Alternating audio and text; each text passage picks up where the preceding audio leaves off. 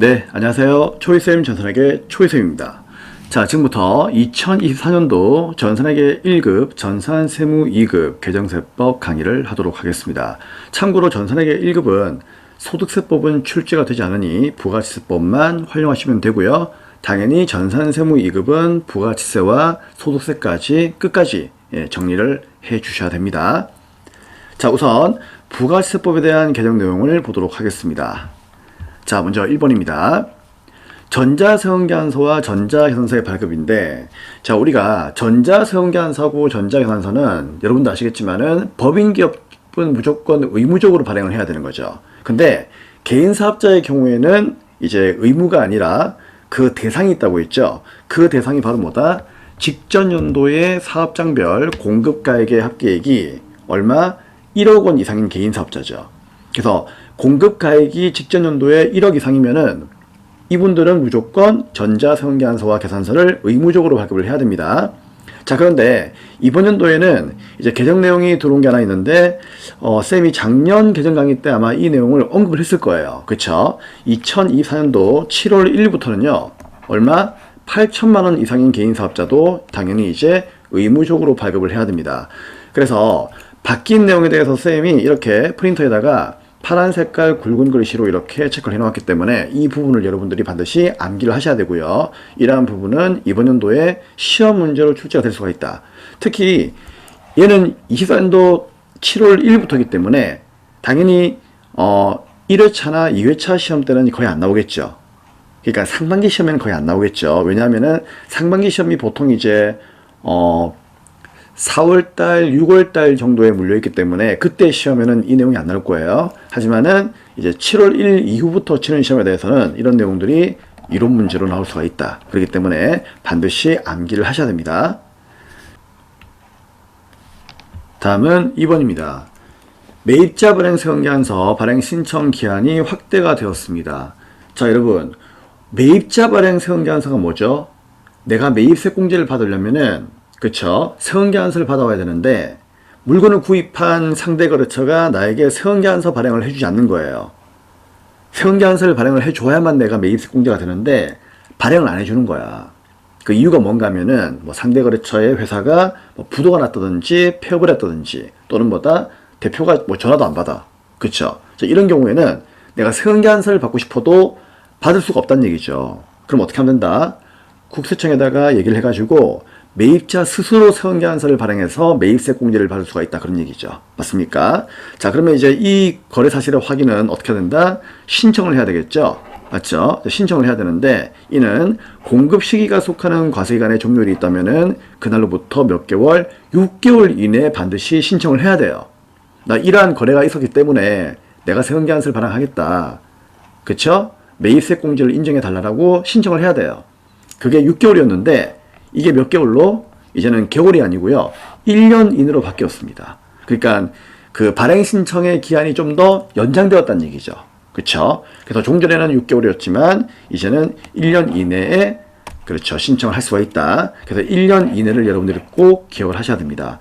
당연히 이런 건 이론 문제로 잘 나오기 때문에 이번 연도 시험을 대비해서 반드시 암기를 하셔야 됩니다. 자, 다음 3번. 자, 계속해서 매입자 발행 세원계산서가 이어지고 있는데, 자, 이 발급 사유가 있다고 했죠? 자, 방금 쌤이 얘기했던 거, 어떤 것들이 있었죠?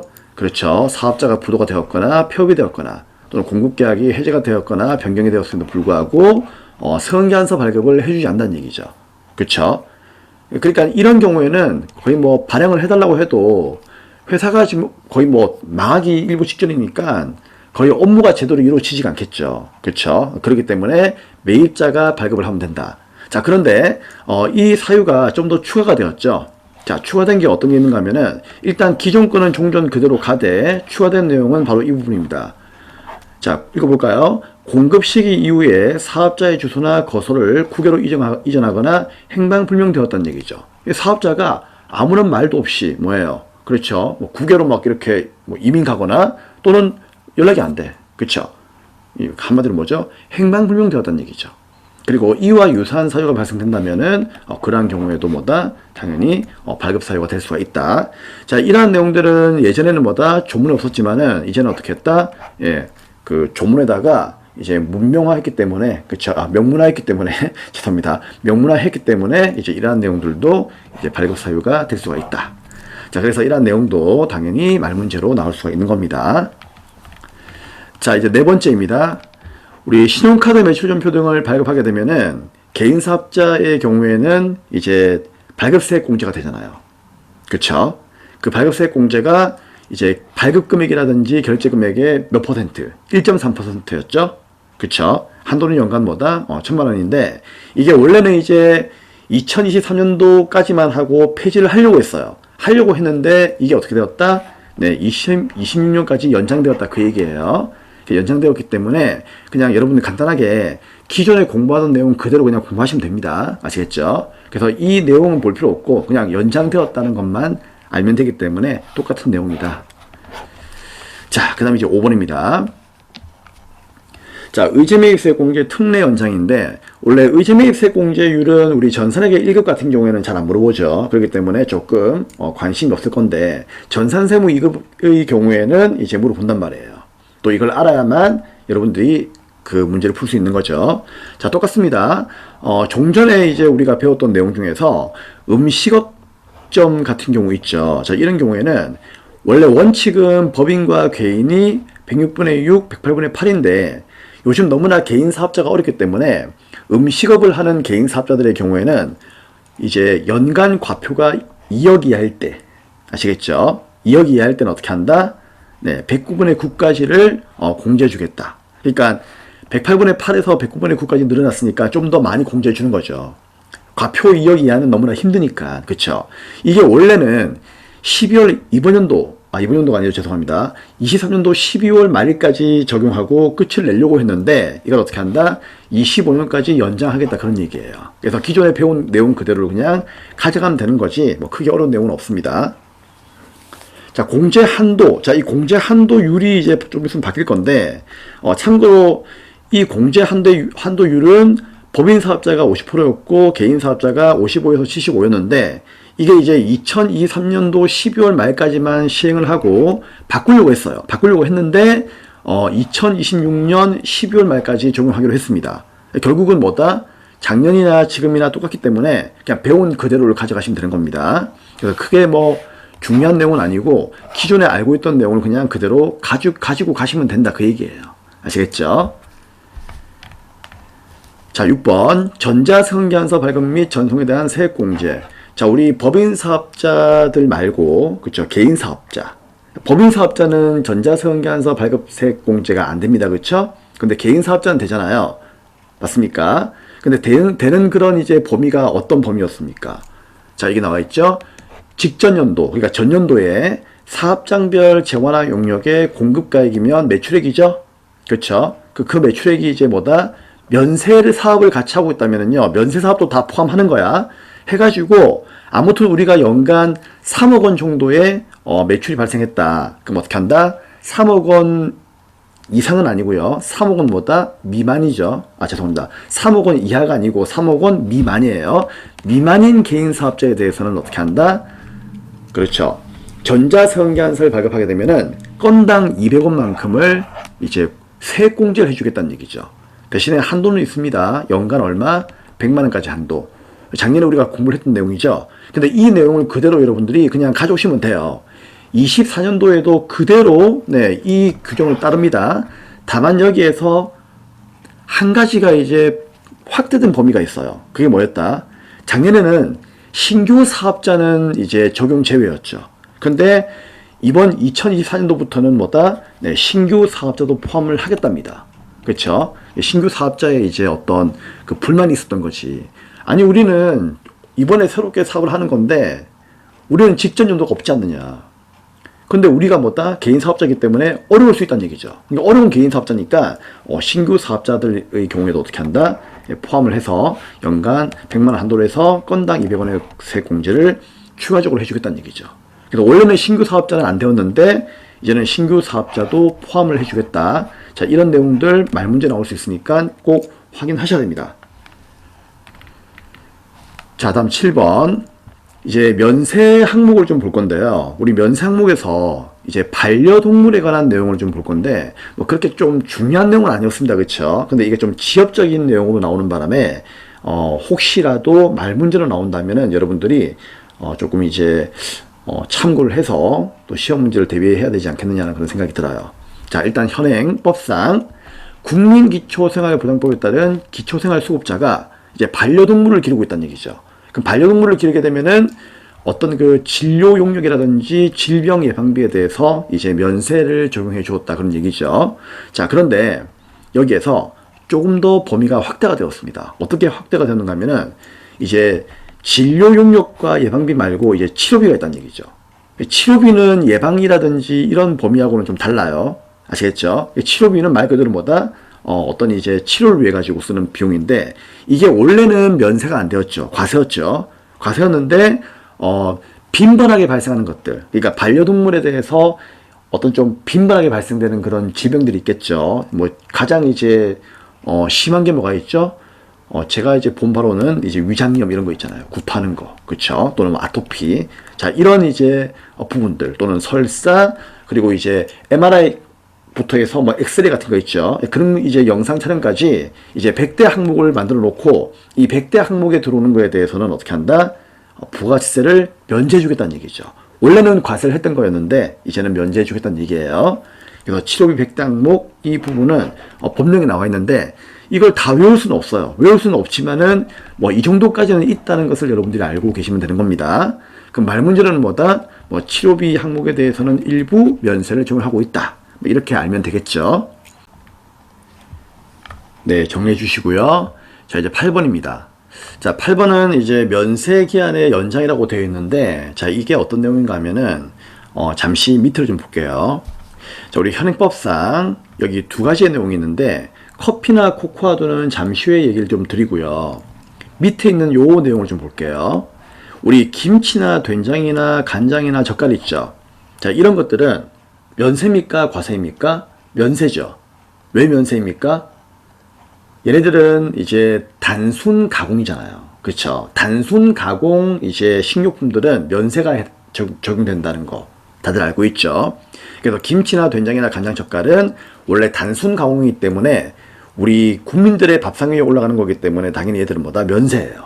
그렇죠? 근데 이게 어떤 좀 차이가 있다는 얘기죠. 어떤 차이가 있는가 하면은 우리 시장에 가면은 할머님들이 왜 반찬 가게에서 파는 거 있잖아요. 반찬 가게에서 파는 뭐 김치나 된장이나 간장이나 젓갈들은 면세였죠. 그쵸? 그런 경우에는 포장이 안 되어 있잖아요. 그냥 큰 이제 그 용기에 담아놓고 구입을 하게 되면은 검은 비닐에다가 싸가지고 주는 거잖아요. 이런 건 전부 다 면세란 말이지. 근데 그렇게 판매하지 않고 제조 시설을 갖춘 거죠. 그러니까 공장을 만들어 가지고 그 안에서 어떻게 한다? 뭐 김치만 된장만 집중적으로 만들어가지고 얘를 포장 용기에 담아서 판매하는 경우가 있었죠. 뭐 우리가 알고 있는 뭐 종갓집 김치 또는 뭐 태양초, 고추장, 된장 이런 거 있죠. 그런 것들은 면세 품목이 아니라 과세 품목이었죠. 왜냐하면은 제조 시설을 갖추고 판매 목적으로 포장까지 하는 거니까. 포장을 하게 되면은 이제 과세하겠다 그런 얘기였죠. 그렇죠? 그래서 시장에서 파느냐 마트에서 파느냐에 따라 가지고 과세 면세가 차이가 있다는 얘기예요. 이해할 수 있겠습니까? 자, 그런데 김치나 된장이나 간장이나 젓갈은 실제로 이제 우리 밥상 위에 올라오는 것들이잖아요. 그쵸? 근데 얘네들을 꼭 시장에 가서만 이제 사 드시는 게 아니라 뭐 마트에 가서 살 수 있다는 얘기죠. 그쵸?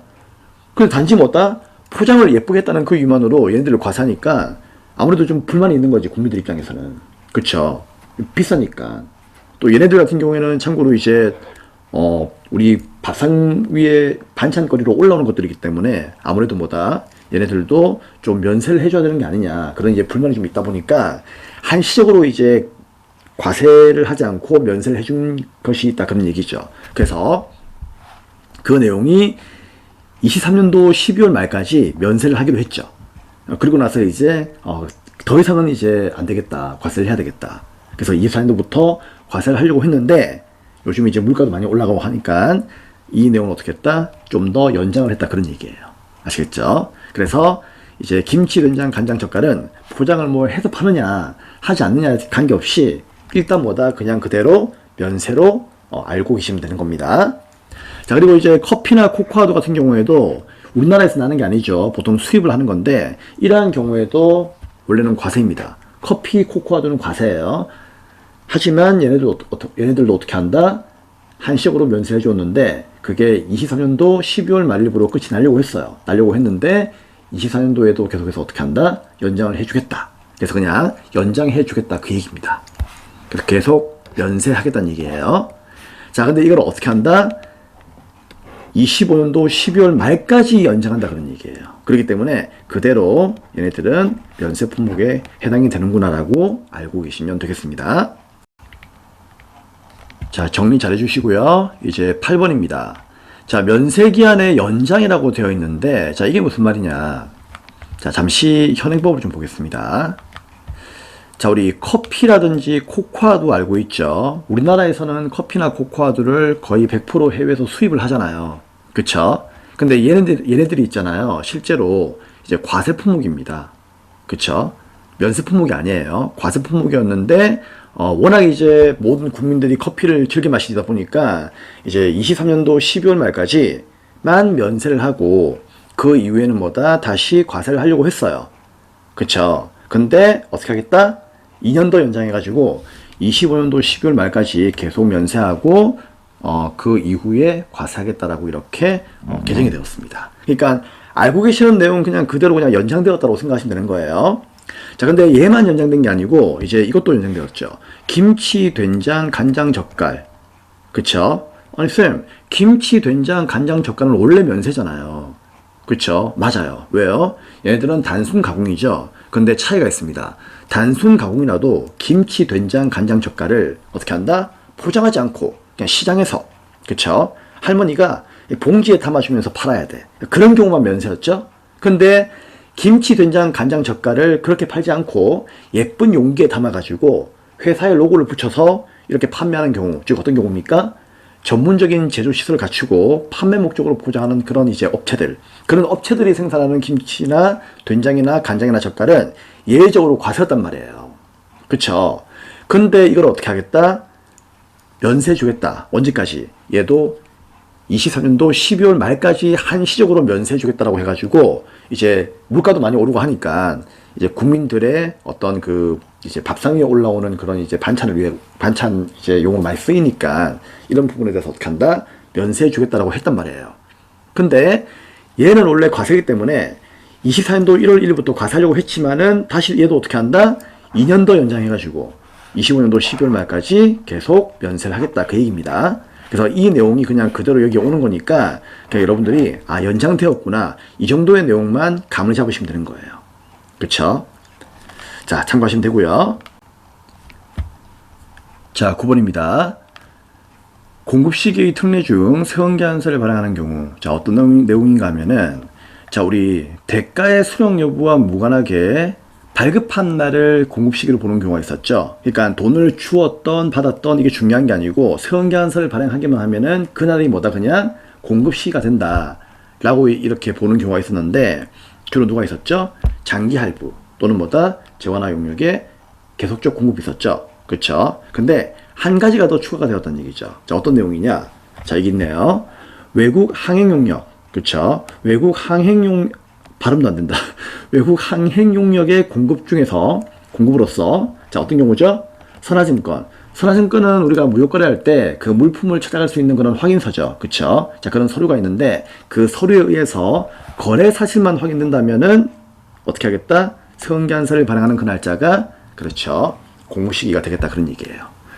다만 이 공급시기는 선화증권의 발행일로부터 며칠, 네, 90일 이내로 한정을 하겠답니다. 그래서 이런 내용도 있다는 것만 그냥 아시면 되고요. 조금 이제 무거운 그런 내용인데 그러니까 이런 게 있구나 정도만 아시면 되고 말 문제로는 제 생각인데 이게 나올지 모르겠지만은 너무 지엽적이기 때문에 나올지 모르겠지만은 그래도 혹시 모르니까 세무 2급 준비하시는 분들은 반드시 참고를 해주세요. 아시겠죠? 자, 난이도가 좀 높은 그런 경우이다. 자, 이런 게 있구나 정도만 아시면 되고요. 자, 이제 10번입니다.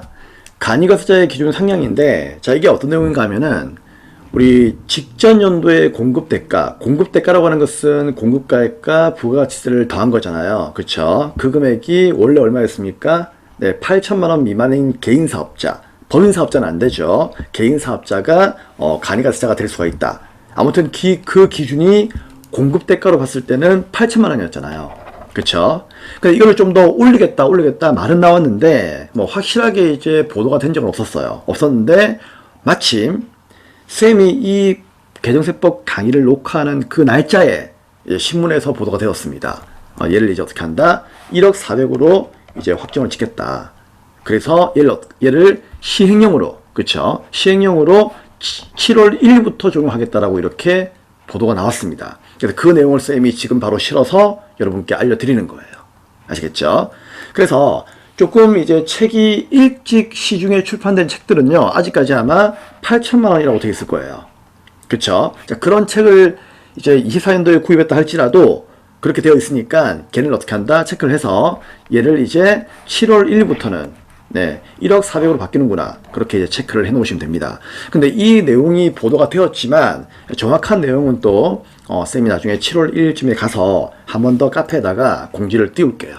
아시겠죠?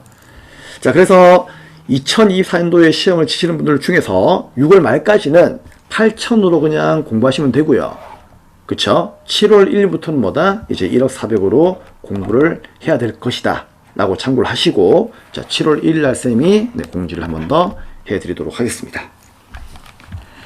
자, 이렇게 해서 부가세법 강의는 마무리를 하도록 하고요. 자, 이제 소득세법 내용을 좀 볼 건데, 자, 이 내용은 전산 세무 2급자 분들만 해당되는 거기 때문에 전산회계 1급 분들은 여기까지 내용을 마무리하시면 되겠습니다. 자, 그러면 계속 이어서 소득세법 강의를 하도록 하겠습니다. 자, 첫 번째 내용 보도록 하겠습니다. 자, 우리 근로소득 비과세 많이 있죠. 뭐 식대라든지 또는 뭐가 있습니까? 뭐 자가운전 보조금, 또 생산직 근로자의 경우에는 연장근로수당, 육아수당, 그쵸? 연구보조비 이런 것들이 있었죠. 그거 외에도 실제로 이제 직무발명 보상금이라고 하는 뭐 이런 것들도 있고요. 뭐 이거 아니라도 엄청 많아요. 근로소득 비과세는 정말 많아요. 그걸 다 외울 수는 없죠. 그쵸? 근데 그 중에서 말문제로 나왔다면은 이런 것도 나올 수 있겠다라고 생각되는 것 중에 하나가 바로 직무발명 보상금인데, 얘는 이제 원래 비과세가 얼마까지였습니까? 연간 500만원까지였죠. 그쵸? 근데 이게 개정이 되었어요. 얼마? 연 700만원으로 이렇게 개정이 되었습니다. 자, 그리고 이제 여기서 한 가지가 더 추가가 되는데, 700으로 상향 조정이 되었지만은 그 중에서 적용 제외가 있습니다. 누구? 그렇죠. 그 기업에 특수 관계에 있는 자는 제외하겠다는 얘기죠. 특수 관계에 있는 자에게 직무발명 보상금을 준다면은 이거는 뭐다? 그렇죠. 비과세 적용을 하지 않겠다. 그렇게 이해를 하시면 되겠습니다. 자, 두 번째. 자, 이것도 실무적인 내용보다는요, 이론적인 내용으로 나오는 건데, 이것도 알고 있어야 됩니다. 요즘에는 워낙 이제 해외 나가서 일하시는 분들이 많으니까, 그쵸? 우리 삼성전자도 뭐 해외 사업장이 있잖아요. 그쵸? 현대건설도 해외 사업장이 있고, 많이 있단 말이에요. 그렇게 해외에 나가서 일을 하게 되면 상당히 외롭죠. 가족을 두고 떠나는 거기 때문에 아무래도 좀 그 타지 생활이 힘들단 말이에요. 그쵸? 그러기 때문에 어떻게 한다? 그런 것들을 비과세 해주는 그런 제도가 있습니다. 자, 먼저 현행법상 일반적으로 이제 국외에서 근로를 제공하는 이제 그런 이제 거주자들은 월 100만 원까지 근로소득이 비과세가 되는 거죠. 일반적인 경우는 월 100만 원입니다. 자, 그런데 조금 더 힘들게 일하는 사람들이 있죠. 예를 들면은 원양어선, 그쵸? 또는 국외 등 항행선박, 또는 국외에서 뭐다 건설 현장에서 일하는 사람들, 또는 그 현장에서 설계하거나 관리하는 사람들까지 포함하는 겁니다. 그쵸? 자, 이런 사람들은 너무나 힘들어요. 특히 뭐 원양어선 같은 경우는 요즘에 좀 심하죠. 뭐 좀 가다가 막 해적 만나서 뭐 목숨을 내놓아야 되는 그런 경우도 있고요. 그쵸? 뭐 또는 뭐 인질로 막 이렇게 체포되거나 그런 경우도 많단 말이에요. 너무 힘들어요. 그래서 이런 경우는 어떻게 하겠다? 월 300만 원까지 비과세하겠다. 그래서 이렇게 힘들게 일하는 근로자는 월 300만 원까지 세금을 비과세한단 말이에요. 그런 혜택을 주고 있음에도 불구하고 이런 일들을 안 하려고 해요. 요즘에는. 왜? 너무나 위험하니까. 그쵸? 자, 그런데 그래서 이제 어떻게 했다? 법을 개정을 했죠. 어떻게? 좀 더 혜택을 주겠다. 일반적인 경우는 그대로 갑니다. 근데 이렇게 힘든 일을 하는 사람에 대해서는 어떻게 한다? 월 300에서 월 500까지 그렇죠. 비과세 한도를 더 상향을 했다는 얘기죠. 그만큼 이제 이런 일들을 하려고 하는 사람이 많잖아요. 그렇기 때문에 비과세 혜택을 좀 더 많이 주는 겁니다. 그쵸? 또 이런 일을 많이 해야만 우리나라가 또 외화를 많이 벌어들이니까 그만큼 또 좋은 거죠. 그쵸? 그렇기 때문에 적극적인 그런 지원이 이루어지는 겁니다. 자, 300에서 500으로 늘었다는 거 외우셔야 되겠죠? 말 문제로 잘 나옵니다. 자, 3번에 이제 육아수당이 있는데, 자, 육아수당 비과세는 우리 알고 있죠? 월 10만원까지만 비과세가 되었죠? 자, 이거 한도가 늘어났습니다. 얼마? 20만원.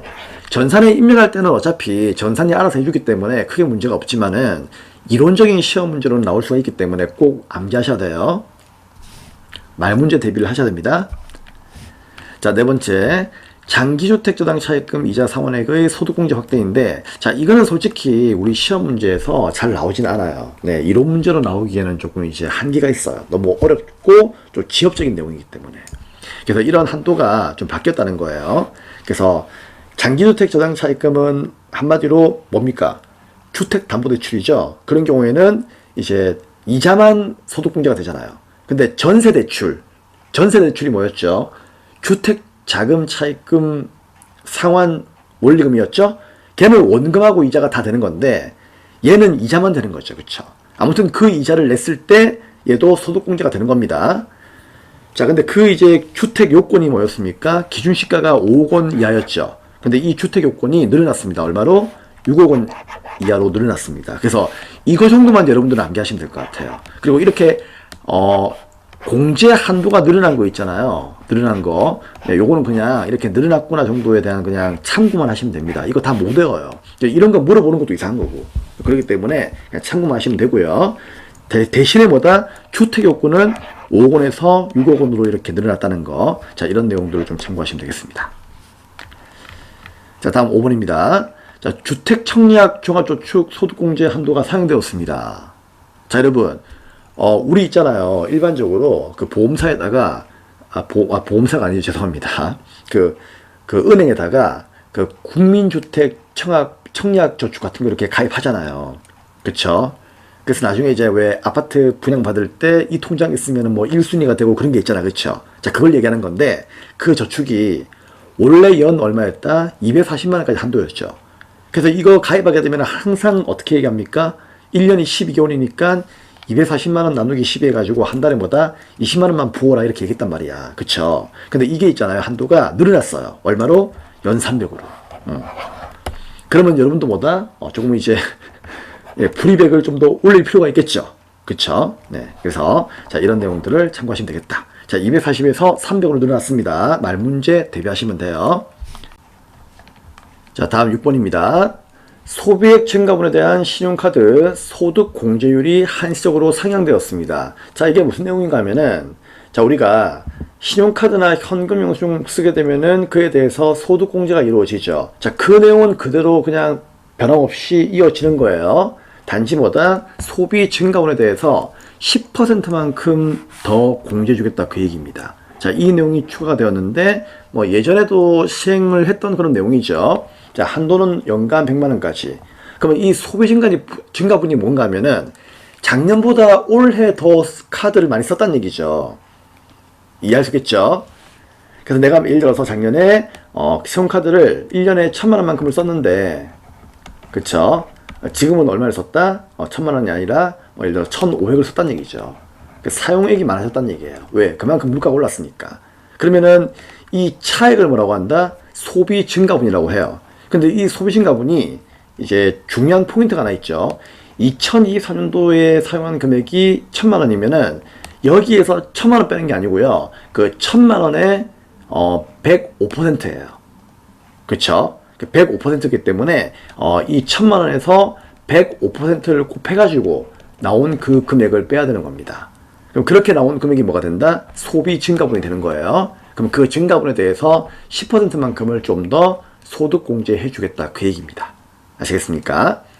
그래서 이런 내용이 그냥 있다는 것만 아시면 되고요. 얘는 좀 지엽적인 내용이기도 하지만 또 알고는 있어야 되는 거기 때문에 그렇게 참고를 해주시면 되겠습니다. 자, 우리 전산회계에서는 어차피 실무에서 금액을 이렇게 넣기만 하면은 자동으로 구해주니까 크게 문제는 없는데 말 문제 정도로는 알고 있어야 된다. 자, 그런 취지에서 한번 설명을 드린 겁니다. 자, 7번. 자녀 세액공제의 이제 확대가 이루어졌죠. 자, 우리 현행법상 이거 아시죠? 그 자녀 세액공제는 두 가지가 있는데, 자녀수 공제가 있고, 그 다음에 출산 입양 공제가 있죠. 근데 출산 입양 공제는 현행 그대로 뭐 이어져 오는 거기 때문에 크게 달라진 건 없어요.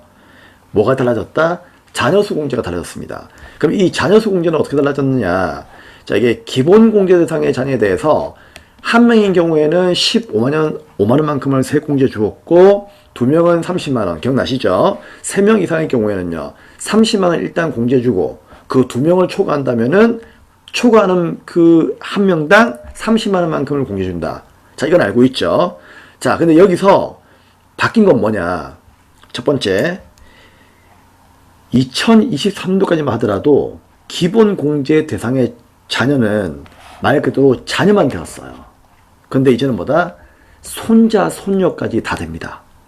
아시겠습니까? 그래서 할아버지, 할머니가 예를 들어서 근로소득 연말정산을 하려고 하는데, 그 할아버지, 할머니가 손자녀를 키우고 있다. 그쵸? 그럼 손자녀가 나의 기본 공제 대상이 되는 경우에는 그 손자녀까지 이제 자녀세액 공제가 된다는 얘기죠. 원래는 안 되는 거예요. 근데 이제는 추가가 되었다. 별표. 당연히 시험 문제 나오겠죠? 근데 이게 그 공제액도 이제 더 증가된 거죠. 한 명일 경우에는 이제 15만 원. 자, 이거는 변함이 없는데, 두 명부터는 이제 35만 원입니다. 아시겠죠? 그럼 쌤, 세 명째부터는 어떻게 되는 거죠? 35만 원까지는 두 명 적용하고요. 이제 두 명을 초과할 때는 한 명당보다 30만 원만큼 공제가 되는 겁니다. 자, 여기서 주의해야 되는 거는 30만 원에서 35만 원 바뀐 거죠. 그쵸? 자, 이거 두 개는 기억할 수 있겠죠? 근데 3명 이상인 경우에는요, 2명까지는 35만 원이고, 2명 초과할 때는요, 한 명당 30만 원이죠. 이거는 바뀌지 않았어요. 그쵸? 이거를 35만 원으로 착각하시면 안 됩니다.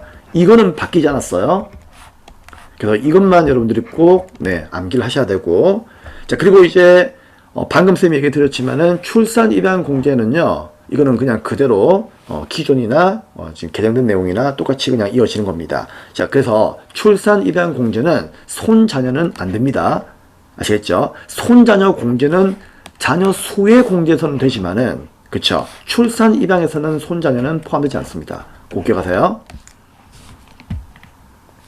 자, 8번. 산후조리원 공제 요건의 확대. 자, 이것도 당연히 말문제로 나올 수가 있는데, 우리 왜 산후조리원 같은 경우에는요, 그 의료비가 연간 총금액이 7천만 원 이하여야만 이제 산후조리원 병원비에 대해서도 공제가 되었던 거죠. 근데 7천만 원을 넘어가게 되면요, 그때는 산후조리원 공제 안 되었어요. 그쵸? 그러면 이제 우리 국민들이 애 놓는 것을 좀 꺼려야겠죠. 그쵸? 안 그래도 지금 애가 없는데 다들 뭐 결혼도 안 하려고 하고 애도 안 놓으려고 하는데, 그쵸? 이런 쪽으로 어떻게 한다? 지원을 해야만 이제 아이가 많이 태어나겠죠. 그렇기 때문에 이제 산후조리원 총금액 요건은 드디어 폐지가 되었습니다. 네, 반가운 소식이죠. 진짜 이거 돈 많이 들어가거든요. 그쵸? 폐지가 되었습니다. 자, 이거 말문제 나옵니다. 말문제 나올 뿐만 아니라 이제는 시험 문제 풀더라도 산후조리원은 무조건 공제가 되는 거예요. 그쵸? 그 전까지만 하더라도 실무시험에서 7천만 원 이하가 되었나 안 되었나를 맨날 눈치 봤는데, 이제 그런 눈치 볼 필요가 없어요. 폐지가 되었으니까. 오케이? 무조건 산후조리원 병원비는 되는 겁니다. 자, 9번입니다. 6세 이하 부양가족 의료비 세액 공제가 확대가 되었습니다. 자, 이게 무슨 말인가 하면은, 원래 의료비는요, 그 한도가 있죠. 그쵸? 한도가 이제 700만 원 한도가 있었고, 전액공제가 있었죠. 전액공제는 한도가 없는 거잖아요. 그래서 이 전액공제가 참 좋은 건데, 이게 누구만 되었습니까? 쌤이 이렇게 암기하고 있죠. 본장 65 난. 주로 시험 나오는 거. 본인 65세 이상 경로자, 장애인, 난임시설비. 그 다음에 이제 또 뭐가 있었죠? 중증 질환자, 그 다음에 희귀성 난치성 질환 또는 결핵 환자. 자, 이런 거에 대해서는요, 전액 공제가 되었단 말이에요. 한도를 적용하지 않았다는 얘기죠. 그쵸? 근데 이 내용이 좀 더 확대가 되었다는 얘기입니다. 어떻게? 자, 이 내용은 그대로 오고요. 플러스 과세기간 개시일 현재 몇 세 이하? 그렇죠. 6세 이하의 부양가족이 있다면은 그 부양가족에 대해서도 그렇죠. 전액 공제를 해주겠다는 얘기죠. 원래는 6세 이하 자녀가, 그렇죠, 여기에 들어오지 않으면은요 전액 공제가 안 되었어요. 6세 이하도 연간 한도가 700만 원까지만 우리가 공제가 되었는데, 이제는 뭐다? 6세 이하도 전액 공제로 포함시키겠다, 그런 얘기예요. 아시겠습니까? 이유가 뭐죠? 당연하죠. 위에 거하고 같은 취지입니다. 요즘에 결혼도 안 하고 애도 안 놓으려고요. 애 키우기가 얼마나 힘든데, 그렇죠? 맞죠? 병원비도 많이 들어가고. 그럼에도 불구하고 이거를 한도를 이렇게 주게 되면은 더 자녀를 키우기가 힘들어지는 거죠. 그렇죠? 그렇기 때문에 6세 이하 부양가족에 대해서는 어떻게 한다? 그렇죠. 얘네들도 이제 한도를 없애버리고 전액공제로 확대하겠다, 그 얘기예요. 자, 그래서 지금 이제 정부의 정책들이 보통 이제 어느 쪽으로 흘러가고 있느냐, 의료비라든지 또는 뭐다, 육아에 대해서 상당히 지금 현재 관심을 많이 가지고 있습니다. 그렇죠? 자, 그렇게 보시면 되겠습니다. 자, 다음 이제 10번입니다. 기부금 세액공제율을 한시적으로 범위를 확대했습니다. 자, 원래 기부금은요, 현행법상 이제 1천만 원 이하에 대해서는 15% 공제가 되고, 그 다음에 1천만 원 초과하게 되면 30%만큼의 세액 공제가 되는 거죠. 그쵸? 근데 추가가 되었습니다. 3천만 원 넘어간다. 그때는 40%만큼 세액 공제를 더해주겠다. 자, 이거는 이제 2024년도 12월 말까지만 한시적으로 적용을 하는 건데, 보통 이제 한시적으로 적용하게 되면은요, 이게 그 연도까지 이제 적용을 하고 있다가 다음 연도에 폐지를 하려고 하는데, 폐지하게 되면 또 아쉬워요. 그래서 어떻게 한다? 계속 연장하는 사례가 많이 있었죠. 그쵸? 아마 제 생각인데 내년에 또 연장할 것 같아요. 일단 그래도 말문제 시험 대비 꼭 암기를 하셔야 되겠죠? 자, 다음은 이제 11번입니다. 월세 세액공제 범위가 이제 확대가 되었죠. 자, 이건 어떤 내용인가 하면은, 현행법상 총 급여액이 7천만 원 이하인 무주택 근로자 또는 종합소득 금액이 있다면은 그때는 보다 6천만 원 이하이죠. 그래서 총급여만 있는 경우에는 7천만 원 이하이고요. 종합소득 금액으로 있는 경우에는 이제 6천만 원 이하였죠. 아무튼 그런 이제 무주택 근로자에 대해서는 공제 한도가 750만 원까지 해서 월세 세액 공제가 되었는데, 이게 바뀌었습니다. 어떻게? 자, 7천이 8천 되었고요. 종합소득 금액은 6천이 7천만 원이 되었습니다. 그래서 1천만 원씩 올렸다는 거 꼭 기억하셔야 되고요. 이제는 월세 세액 공제를 받을 때 8천만 원 이하인지를 꼭 보시면서 문제를 풀어주셔야 됩니다. 자, 실무 시험도 마찬가지고 이런 문제도 나올 수가 있을 겁니다. 그리고 이 한도는 750에서 1천만 원까지 이렇게 상향되었습니다. 상향되었기 때문에 반드시 이 내용은 꼭 여러분들이 알고 있어야 되는 중요한 내용이겠죠.